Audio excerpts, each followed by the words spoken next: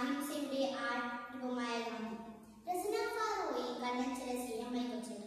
അഹിംസയുടെ ആൾരൂപമായ ഗാന്ധി 156 വർഷം മുമ്പ് 1861 ഒക്ടോബർ 2 ഗുജറാത്തിലെ പോർബന്ദറിൽ പിറന്ന മോഹൻദാസ് കരംചന്ദ് ഗാന്ധി എന്ന മഹാത്മാജിയുടെ ഓർമ്മ. ഇന്ത്യ എന്ന ഭൂഖണ്ഡത്തെ മാത്രമല്ല ലോകത്തിലെ സമാധാനപക്ഷങ്ങളായ സഹോദരങ്ങളുടെ എല്ലാം ഹൃദയങ്ങളെ ത്രസിപ്പിക്കുന്നുണ്ട്. കൂട്ടുകാരെ, ഒക്ടോബർ 2 ഗാന്ധി ജയന്തി, മഹാത്മാഗാന്ധിയുടെ ജന്മദിനം.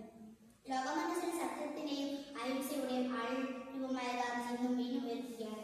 ജനകോടികളുടെ മനസ്സിൽ നാടിസുമെന്ന സമാധാന സന്ദേശങ്ങൾ. കാലം കാണാൻ കുറച്ചൊരുങ്ങിയ ഒരു സുന്ദര സ്വപ്നമായിരുന്നു ഗാന്ധി. രാജഭരണം ആഭരണമാണ് ഇന്ത്യയുടെ ചരിത്രത്തിൽ നാട്ടുരാജ്യങ്ങളുടെ കലഹങ്ങൾക്കിടയിലൂടെ വ്യവസായ ഘട്ടമായി നുഴഞ്ഞുകയറിയ വിദേശ ശക്തികളെ അഹിംസയുടെ മാർഗങ്ങളിലൂടെ ഇന്ത്യൻ മണ്ണിൽ നിന്നും ചെറുതാൻ പിറവിയെടുത്ത പ്രവാചക ജന്മമാണ് ഗാന്ധി. നിങ്ങളെ ഞാൻ ആക്രമണപ്പെടുത്തുന്നില്ല, കാരണം അതിൽ ഞാൻ വിശ്വസിക്കുന്നില്ല. എന്നാൽ ജീവൻ പോയാലും ആരുടെ മുന്നിലും തലകുൽക്കാതിരിക്കുന്നത് എങ്ങനെയെന്ന് നിങ്ങളെ പഠിപ്പിക്കാൻ എനിക്ക് സാധിക്കും എന്ന് പ്രഖ്യാപിച്ചുകൊണ്ടാണ് ഉദാത്തമായ മാനസിക മൂല്യങ്ങളുടെ ചലിക്കുന്ന മന്ദിരമായ ഗാന്ധി ഇന്ത്യൻ നാഷണൽ കോൺഗ്രസിന്റെ മുൻനിര നായകനായി. സ്വാതന്ത്ര്യ സമരത്തിന്റെ മുന്നണി പോരാളിയായത്. ഹിന്ദു ജൈനിസം ക്രിസ്തുവിന്റെ പേരെ സ്വാധീനം ചെലുത്തി ഗാന്ധി മനസ്സിൽ ഭഗവത്ഗീതയും വിശുദ്ധ ബൈബിളിലെ അഷ്ടഭാഗ്യവും ദിവസവുമായി.